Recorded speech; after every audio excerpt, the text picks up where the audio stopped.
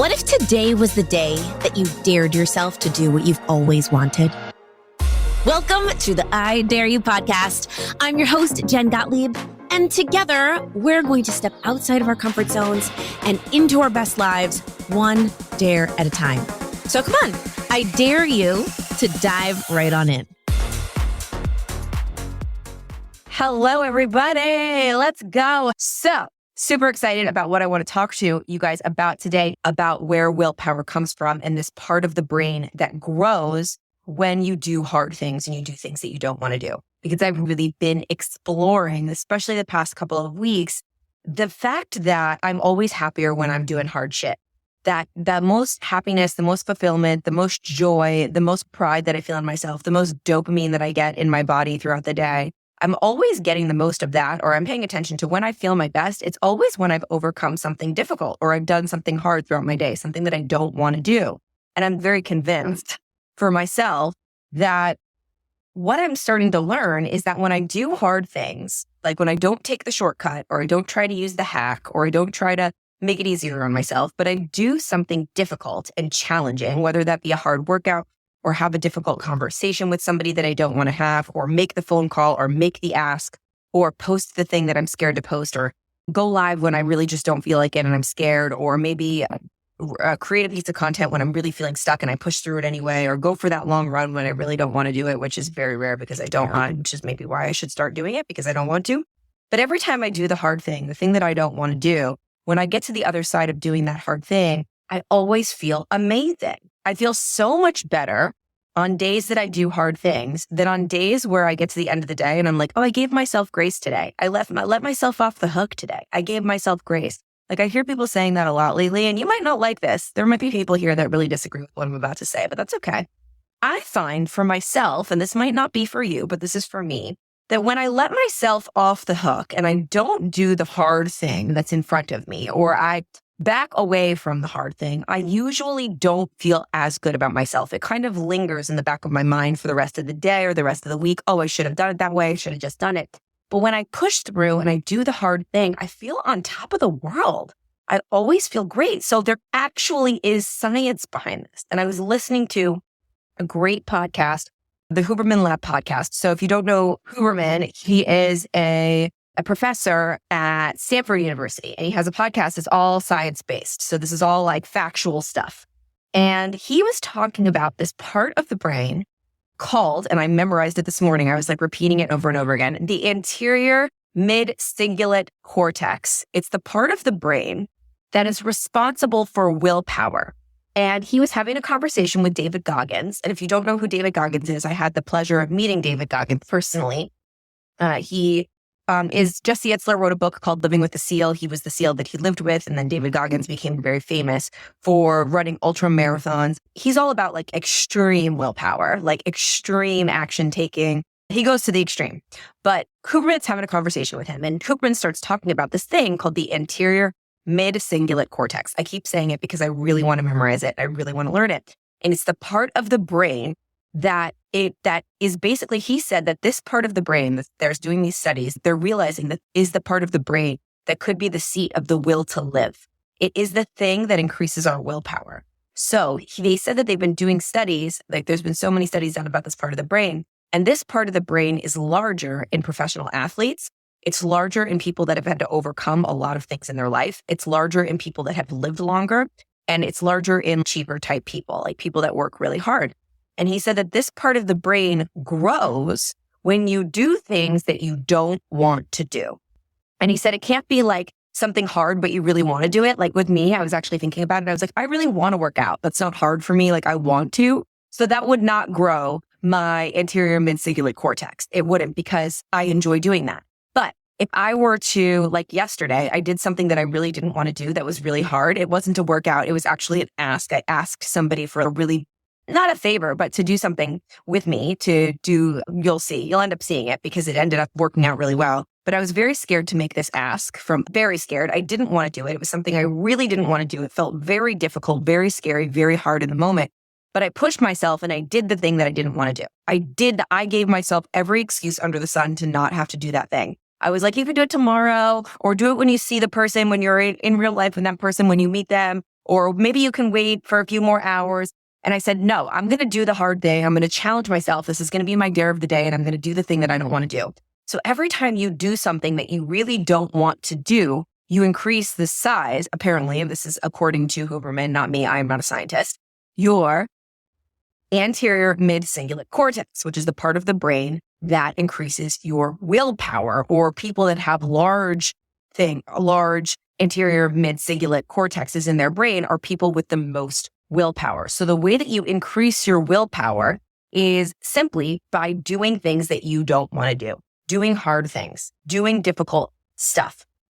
Maybe even and they also said that people that are obese tend to have smaller anterior mid-cingulate cortexes. People that are really fit and athletes and are constantly challenging themselves have larger ones.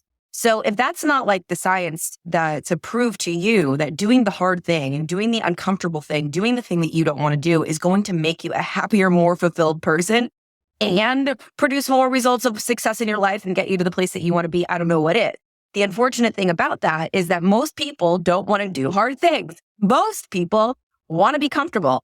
I would like to also be comfortable. I also don't want to do hard things in the moment. Of course, none of us really want to do hard things. That's why they're hard. We don't want to do them. That's it. But think about the way that you feel when you've done something difficult. Think about if you've ever done something like, maybe I've never ran a marathon before, but I know people sign up for marathons again and again and again and again. And I have friends that run the New York City Marathon every single year. And every single year they're like, I hate training for this. This is so difficult. It's so hard. I absolutely hate it. But they go and they do it again the next year. Why? Because when they cross that finish line, it feels amazing because it was such a hard task. It was something they really didn't want to do. But when they get to the other side, it's elation, it's dopamine, it's proving to yourself that you can do something difficult.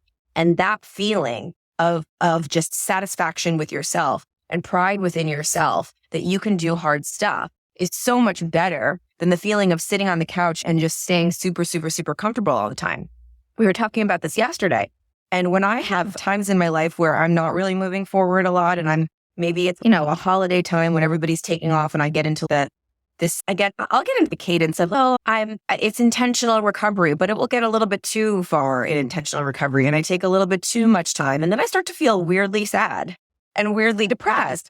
And I believe for me, and again, this is just my experience, you might have a totally different life experience. You might actually absolutely love not doing hard things and just staying the same all the time. And that's fine. That's totally cool. I'm not even to each his own. But for me, I love that feeling of doing the hard thing. So let's go back to yesterday when I reached out to this person and I asked them this really difficult question and I did this thing that I really didn't want to do. And for me, it was very scary. For some people, it might not have been, but it was for me. When I got the yes from that person, it made my entire day. Nothing else that day was hard. I was elated because I did something that was difficult. I was like, wow, I just did something hard. And that proved to me that I can move past those limiting beliefs, that I can move past the negotiating that fear does with me in the back of my mind. It tries to give me all of the reasons why I shouldn't do the hard thing. And I can do the hard thing. And when you do the hard thing, you get a great result. Maybe you don't get the result that you desired. So it was not guaranteed that person was going to say yes to me. In fact, I thought that person was definitely going to say no. However, even if the person said no, I would have still felt great that I did the thing that I was afraid to do, that I did the scary thing, that I did the hard thing. And now I know the science behind this, that when you do things that you don't want to do, you increase the size of your anterior mid-cingulate cortex. I'm going to keep saying it because I want to remember it. And he also said that the more that you don't do hard things, like if you get into a time in your life where you're really not challenging yourself ever and you're making things too easy and you're falling back into making excuses for things and not going to the gym or saying you're going to do things and not doing them and not following through and not doing the difficult thing, you will shrink your anterior mid-cingulate cortex. It can get smaller and therefore your willpower will decrease. That's probably why you notice that if you're not in the momentum of doing something, it really takes a lot to get back into that momentum. So if you haven't gone to the gym in a year, getting back to the gym is way harder than for somebody that goes to the gym every day and just going to the gym is part of their habit, part of what they do. It takes a little bit longer because you have to grow that part of your willpower back up. And it's so interesting to me. It's so fascinating. So that was what I wanted to talk about today. And this morning, I was really playing with it a lot in my workout. there was this end of my workout. So now I'm working with an online coach who programs my workouts just so that I don't have to plan them myself. It helps me a lot. It's a lot more fun because I'm getting challenged now by somebody that's not me. And it's always harder when somebody else writes your workouts than when you do, because I find that when I write my workouts, I maybe don't challenge myself as much as I should. I'm getting these workouts written for me. And the end of this workout was like, it was 5 sets. So it was 5 sets, 10. So it was 50 burpees and hard as hell. You guys, not easy. And I had already done an hour-long workout. This was like the burner at the end. And I had to do 5 sets of 10 burpees and 10 shoulder taps and 10 of these other freaking hard things. And I really didn't want to do it. But I had this in the back of my mind thinking about my anterior mid-cingulate cortex part of my brain. And I kept thinking, how do I want to feel when I'm done with this workout? Because no matter what, again, this goes back to my MAP moments. Those of you that follow my content or that have been here for a while, you know all about my MAP moments that I do every day. And I can tell you about that in a second. But no matter how hard that workout was or that portion of the workout was, if I didn't finish it, the time was going to pass. Either way, I was going to leave the gym. If I didn't finish it, I was going to feel like shit about myself all day. When I laid on the mat, I looked up at the ceiling, I would be like, Jen, you didn't do it. You didn't stick to the commitment. You didn't follow through. You didn't finish the workout. Okay. And that discomfort that I would experience during that 5 minutes of that burner at the end of the workout would have gone. I would have done it and it would have gone and would have passed. Discomfort is only temporary. But the way that you feel when you get to the other side is dictated on how much you can push through that discomfort. Well, I kept saying to myself, do the hard thing. You can do the hard thing. How do you want to feel when you lay on the mat when you're done? Do you want to feel proud of yourself like you did something difficult? Like you grew your anterior mid-cingulate cortex a little bit? Like you did the hard thing? The first part of your day was a win because you sat through that discomfort and you achieved it and you got to the other side and you proved to yourself that you did hard things? Or do I want to lay on the mat and do I want to be like, shit, I wasn't able to sit through that temporary discomfort and I gave up on myself? And then everything else during that day, I bet you I will just be thinking about that. And for me, my happiness is very much, this is for me, the way that I feel about myself throughout the day, my joy, my happiness, my fulfillment is very much related to the amount of things that I can move through throughout that day that are hard. And that's not saying hard things suck. Doesn't make them any better. They suck. Like working out, like that end of that workout, it was not fun. I didn't enjoy it. I wasn't enjoying when I was doing it. There are parts of my workout that I enjoy doing. That I did not enjoy. It sucked. There are really shitty things that happen in life that absolutely suck, that are hard. And I'm not gonna say that they're great because they're not. However, I will say that the person that you become on the other side of that hard thing, the person that can move through that difficult time, because time doesn't stop. It keeps going no matter what. So you will move through it eventually. Whatever it is that you're dealing with that's difficult, you will eventually get to your bed that night. You'll get to the next day. You'll get to a week later, a month later, a year later, 10 years later. And there were some things that happened in 2022 and 2023 that many of you know, I always say, I don't talk about this yet. And I can talk about the fact that these things happened that were really unbelievably challenging and traumatic. And I was actually on a therapy session last night with my therapist, and we were talking about this a lot because we were talking about all of the reasons why I can shift my relationship with all of those things that happened. It doesn't make those things that happened any better. Those things that happened fucking sucked and they were terrible. But what is my relationship with that? What is my perspective of what happened? Because now I can look back and I can say, wow, I proved to myself just how strong I am and how resilient I am. And now next time something happens, I know how resilient I am. I know how strong I am. And I learned so much about life and about the way things work and about the way things are totally, completely uncertain. Things that I just didn't know that I needed to know that I learned from that experience. Didn't make the experience any more fun, but I became a stronger person. I became a more equipped person. I became my anterior mid-cingulate cortex grew a little bit from all of those experiences. And I couldn't have told you that in the moment.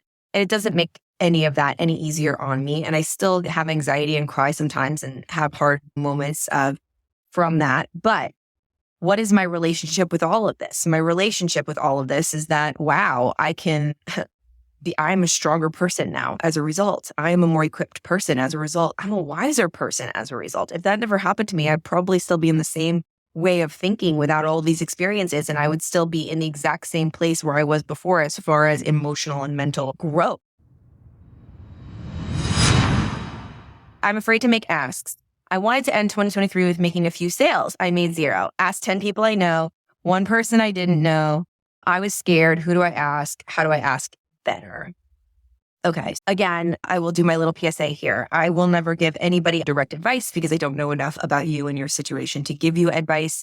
And nor do I know the only one way to do anything, because there's not one way to do anything. There's a zillion ways to do everything. You have to find the way that's going to work the best for you. But I can share with you my personal experience and how I learned how to ask for help. And there is an entire section in BC, and you're in luck because there's an entire section called How to Become a Master Asker in this book. So go get it. Okay. And if you have it and you haven't read that section yet, go skip and read that section. But how to become a master asker. Okay. Here's what the question, how I reframe it for myself. Yesterday, I made a huge ask to somebody that I was so scared to ask. It was a big ask. It was somebody that I didn't know that well. I was scared. I made it a dare of the day for myself. There was a gigantic possibility that person would say no. And I made it my dare of the day. And if you've read Be Seen, the book, just in case you guys still don't know what that is, you'll know how important dare of the days are for me and how that's how I challenge myself to do hard things. So when something is a dare of the day for me, it's a non-negotiable that I have to do it no matter how scary it is. However, it doesn't make it any less scary. I was fucking scared. I didn't want to make that ask. But here is the reframe that I give myself when I'm making asks. I ask myself, how do I feel when somebody that I care about or somebody that I like or somebody that I admire asks me for my help? How do you feel when somebody asks you for help and you're able to help them? I don't know about you, but I feel amazing when somebody that I care about asks me for help and I'm able to help them. I feel so seen. I feel so important. I feel so valued. And I feel just so fantastic that somebody thought of me that I could help them with that problem. And then if I'm able to help them, I feel even better because I was able to provide value to somebody else. And that's one of the greatest feelings in the entire world, being able to help somebody. So every time that you don't ask somebody for help, this is specifically asking for help, not asking for the sale. We can talk about that later, but asking for help. Every time you don't ask somebody for help, even though you're thinking about asking them, you're removing a really fantastic opportunity for that person to feel seen and valued and loved by you and to feel really amazing being able to help you. It feels good to help others. And when people are being asked to help, they feel awesome. And I'll give you another example of that in my life. I have one of my best friends is a very well-known, renowned doctor to very famous, important, big people in the world. And she's just amazing. Now, I always get nervous to ask her about health stuff.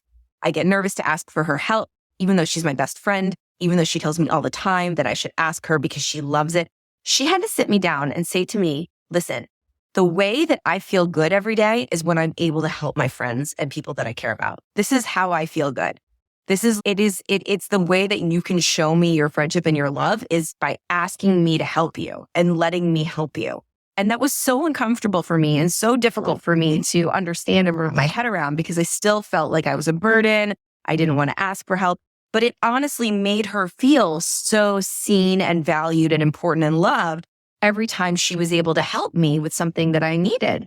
And what ended up happening is that when I started to get over that and realize that, I started helping her she started being able to help me. And then I would really want to help her as well. And we just created this really beautiful symbiotic relationship where we were just helping each other with our superpowers all the time. So the number one way to make someone feel amazing is to give them an opportunity to feel seen and heard and valued and loved. And often somebody that has some kind of superpower or some kind of really amazing skill, or they've got an opportunity, or they've got a situation where they can help you. Allowing them to help you is actually in a lot of scenarios, giving them a really great gift, allowing them to feel seen, allowing them to feel important, allowing them to feel needed by you, and making them feel really great for being able to help you. I love helping people. It makes me feel amazing. And I love it when my friends ask me for help. Like when my friends text me and they're like, I need your help with something. I'm like, yes. So that's how I reframe getting over my fear of asking people for help. It doesn't make the initial ask any easier. It's always kind of nerve-wracking and scary, but let's go back again to what we were talking about in the beginning.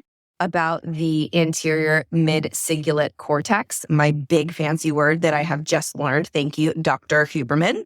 But that grows when you do things you don't want to do. And that is the key to willpower. This part of your brain, apparently, is the bigger that it is, the more willpower you create. And so the more you do things that you don't want to do, you feel that fear, you feel that discomfort, you feel the fact that you don't want to do it, and you do it anyway, the more willpower you end up creating because the larger that portion of your brain becomes if you do it again and again. Again, this is something that I recently learned, so I'm still playing with how to talk about it and how to communicate about it, which is why I'm practicing here on Instagram Live. But stay tuned for more on that because it's very interesting to me. Now let's talk about the other part of your question, Kimmy, which is sales. I always flip everything with sales. I love to ask for the sale because I'm not asking for anything. If you believe in your offer and you know that the thing that you provide is amazing and it gets people really great results and it's fantastic and you fully believe in it, you're not asking anybody to buy anything. You're inviting people into an amazing opportunity that's exciting and incredible and could help them. And if you truly believe that the thing that you're offering really does provide value to people and it really does help people immensely, and you know that if they exchange money for the service that you're providing or the product that you're providing, they are going to get a result that fixes their problem, that's going to be so much ROI. They're going to be so thrilled and so happy. You're not asking them to buy anything. You're inviting them into an opportunity to fix their problem. And unfortunately and fortunately, sales is all about the follow-up. The sale happens at the no. Most people will say no the first time in any sales situation. Most people will say no the first time. And I know this is just such a broken record statement to make, the fortune's in the follow-up. But let me just tell you, I could tell you for me, when people are selling me things and I'm buying somebody's service or I'm buying somebody's product, I usually don't buy it on the first sales call. I usually say no. It's not because I don't want the thing. It's not because of any other reason other than I just always resist something immediately. And I don't know why, it's just a thing in our brain. People don't like to be sold, but they like to buy things. Let me repeat that. People don't like to be sold, but they like to buy things. So if you've got a thing that's amazing, that helps somebody with their problem, and they absolutely know that they need it, and they sought you out, or you've had a conversation and you've both come to terms with the fact that person really could use the thing that could fix their problem, they're probably going to say no in the beginning. They're going to say they need to talk to their spouse. They're going to say that they need a little bit more time to think about it. They're going to say that they don't have enough time right now, or they don't have the money right now, or they want to get back to you. That's just the way that the human brain works. That's the way that sales usually happens. And good salespeople are relentless with the follow-up. People have had to follow up with me again and again and again and again in order for me to finally say, oh, yeah, I forgot about that. Let's do it. It's just what it is. And in order to be really great with the follow-up, you got to really believe in your offer. Because I find that the people that don't follow up are the people that don't necessarily really believe that their offer will help. Because if you take this entire situation and you flip it on its head, and you're no longer selling your product, okay? You're no longer selling your service. You are recommending your favorite movie of all time, okay? This is your best friend, and your best friend is, I'm bored at night. I need a great movie that I can watch with my husband, okay? Like that's your friend says that, I need a great movie. All right, they have a problem, and you can solve the problem because you have the most amazing movie, and you know that this person is going to love the movie. I know for a fact that I've had friends that have followed up with me so many times about watching specific movies because they love them. And I'm like, if you only sold your products and services the way that you're trying to sell me this movie, you would be doing real well in your business. People love to recommend things that don't directly relate to possibly being rejected or being vulnerable enough for somebody to say no to you for something that you've created or that you're offering. It's like an uncomfortable, weird thing. But what if you were just to flip it around and think that you're recommending your favorite Netflix show, you're recommending your favorite movie, you're recommending your favorite restaurant, you're recommending the greatest doctor in your city that you know that this person needs to go see because they're going to help them so much. People get so passionate about that, and they'll follow up again and again about those things, but they won't follow up about their product or service. Okay, let's talk about becoming a better writer. I'm going to go back to what I always say when it comes to becoming better at anything. We get good at what we practice.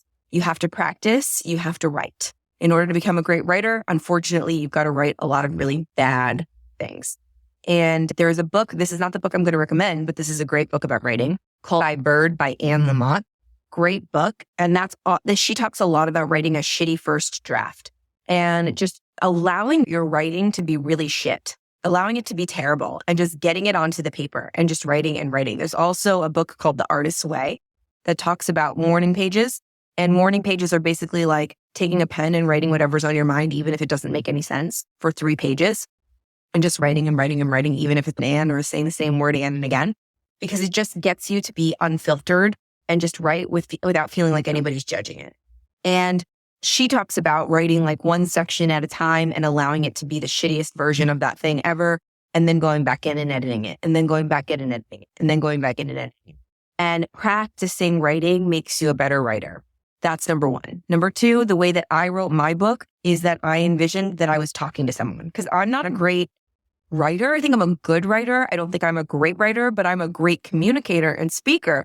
So for me, I'm self-aware enough to know that I need to speak or speak my words into my book. And I need to think about the person I'm speaking to, because I don't ever get writer's block when I'm just having conversation. When we're here doing Instagram Live and you guys are asking me a question and I'm answering it, I don't really get writer's block or speaker's block. Like, I don't stop and not know what to say because I'm focusing on you and I'm answering your question. So when I was writing Be Seen, what I did was I envisioned that there was somebody, a girl that I created in my mind, that was sitting across from me asking me questions, and I was just answering them and talking to her. That's why many of you read the book and you often tell me, oh my God, Jen, I feel like we're friends. Like, you're just talking to me. The book is written in my voice like I'm speaking because that's how I wrote it. And that really helps for writing. Just thinking about the acronym HOPE, help one person every day, thinking about the person that's reading the book and just pouring into them and giving them advice and providing value and talking to them without worrying about what you sound like or if it sounds good enough or if someone's going to like it or not. Just speak to them the way that you would speak to them if you were out to dinner with a friend. And that helps. Last but not least, the book that I want to recommend to you that I'm reading again for the second time is The Creative Act by Rick Rubin. Phenomenal for any type of artist, entrepreneur, writer, author, anyone creating anything. The Creative Act by Rick Rubin. It's blowing my mind. Everybody, please, you can listen to it on Audible and then you can read it. I actually recommend, now that I have the physical copy, because I rarely do this when I listen to books, I rarely want the physical copy. But when I was listening to this book, I kept thinking I really want the physical copy because there's a bunch of poems and quotes that I really wanted to just be able to go back and revisit and read and look at often. And it's a beautiful book. The physical book is actually gorgeous. So I would highly recommend, if you are wanting to create anything, whether that be a podcast or a YouTube channel or content on Instagram or TikTok, or write a book, or create a keynote speech, or create a new business idea. The Creative Act is a phenomenal book all about creativity. And if you don't know who Rick Rubin is, he's worked with some of the biggest musicians of all time and created some of the most iconic music ever. Yeah, some of the biggest bands of all time work with Rick Rubin for him to get their creativity out of them. And he puts all of his tips and tools in this book. It's really great. I'm loving it. Let's talk about this. I have the wrong audience for what I have pivoted since I have multiple businesses. How do I bring new audience in and not lose the current one?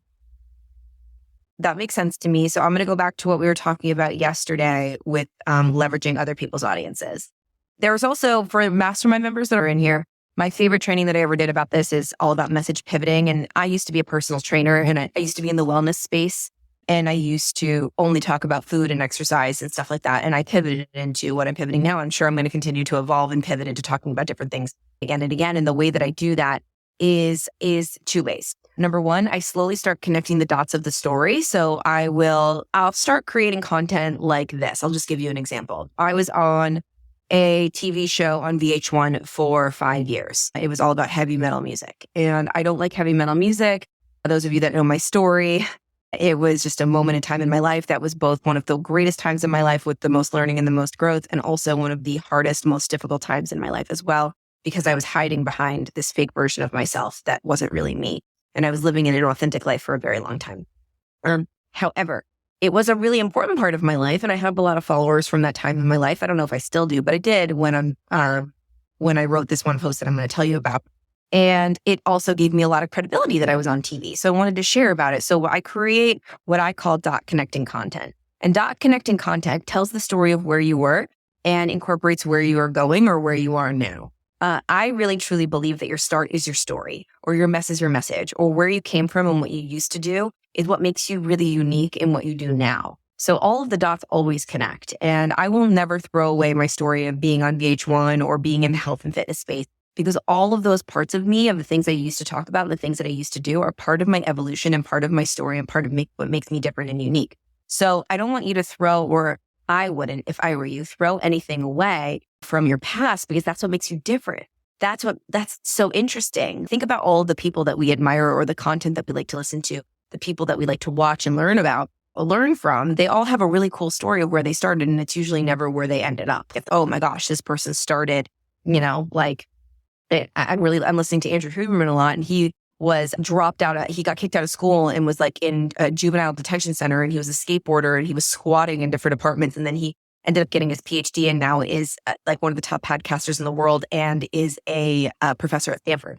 So that's a fascinating story. It's a dot connecting story. It's, I understand how, or I want to understand how he went from point A to point B. Some of the content that I would create is, I created a piece of content a while ago that was like what I learned about entrepreneurship from being on TV for 5 years.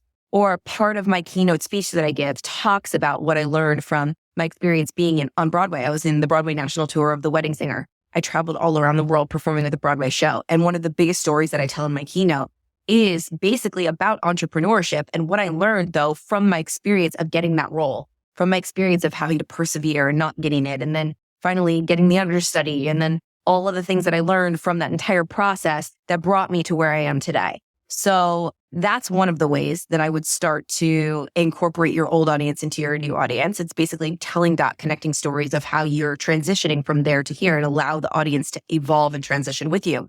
And the other way that I would do it is to leverage other people's audiences that have the audience that you're wanting to grow. So let's say I was in the health and wellness space and I wanted to transition into the overall personal development space. I would try to get on podcasts, or I would try to collaborate with people that were more in the personal development space, that were more in the mindset space, so that I could tap into that audience. Because when you leverage other people's audiences and you are seen as a credible force from somebody that people already know and trust, then you're going to gain people that are interested in you for that. Here's another great example. I'm going to give a totally random ass example, but let's say you were a yoga expert that wants to transition into now cooking and being a chef and like doing food TikTok videos and stuff like that, having an audience around your recipes and your food.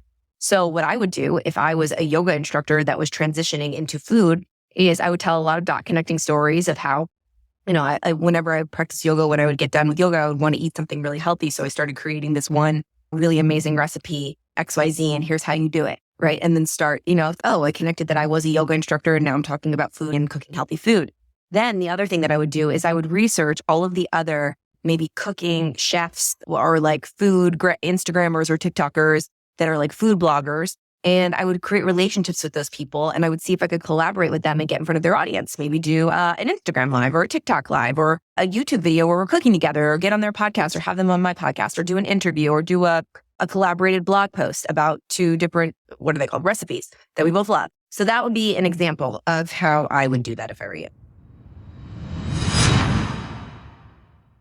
I have an incredible business, doing well, and I feel like something is missing. Just like you said in your book, before Chris asked you to partner with him. Yeah. How do I tap into what's missing? So right before I became business partners with my then boyfriend, now husband, where I had a great business. I was doing really well, really, for me then, making good money, making an impact. I enjoyed my business. I enjoyed my clients, but I just felt this weird underlying feeling of this isn't it. Something is missing. And I didn't necessarily know what it was.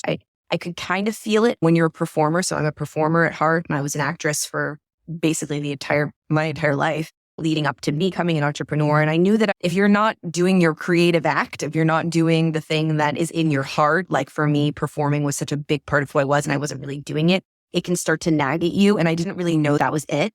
But when I would watch Chris on stage speaking, I would feel it. And I would be like, oh, there's something more and I don't know what it is. It's just, there's something more for me and this isn't it. But I couldn't put my finger on it. I still couldn't say, oh, I want to be a speaker and I want to write books. I had no freaking idea. Oh, I want to own a company or I want to start a PR agency. I had no freaking idea. And there's projects I'm going to be working on this year that I had absolutely no idea I would ever want to do, ever in a million years, or know that it was the thing that was missing. And that's the cool thing about life is we don't always know, and you don't have to know.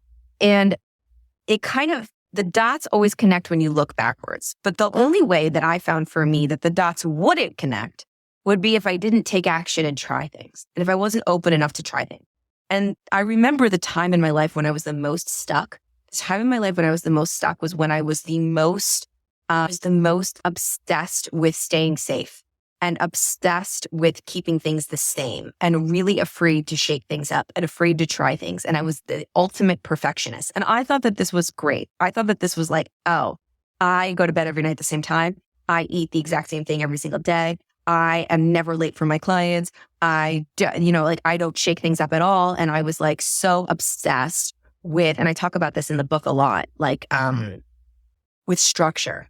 I was really structured. And the problem with that was I wasn't allowing anything into my life to shake things up. I wasn't allowing myself to see the things that I couldn't see, to feel the things that maybe I needed to feel in order to see what was missing, or in order to dip my toe into something and try something new to figure out, oh, this is what it is. And it wasn't until I really allowed myself to let go and start to explore and try new things and let go of that structure, which is really hard for people that are overachievers and perfectionists. I found for myself, it was really hard for me to let go and start to try things that I wasn't necessarily that good at. But when I started to let go and I started to try, oh my God, getting on a stage and speaking for the first time, and wow, that felt interesting. What if I did that again?